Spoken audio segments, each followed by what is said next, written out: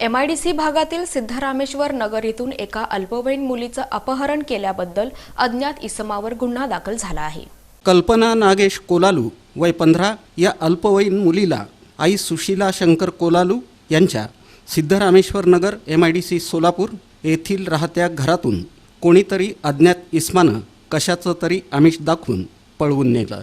तिचं वर्णन याप्रमाणे: शिक्षण इयत्ता 8वी, रंग निमगोरा, उंची 5 फूट 3 इंच, अंगावर गुलाबी रंगाचा लायनिंग टॉप, काळ्या रंगाची पॅन्ट, शरीरयष्टी मजबूत, भाषा मराठी, हिंदी, तेलुगू बोलता येते।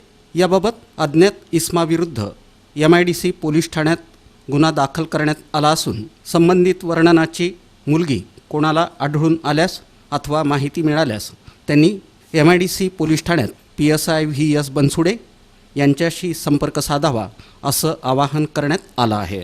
याबाबत वडील नागेश शंकर कोलालू वय 42 राहणार सरस्वती चौक, उत्तर सदर बाजार, लष्कर, सोलापूर यांनी फिर्याद दिली होती।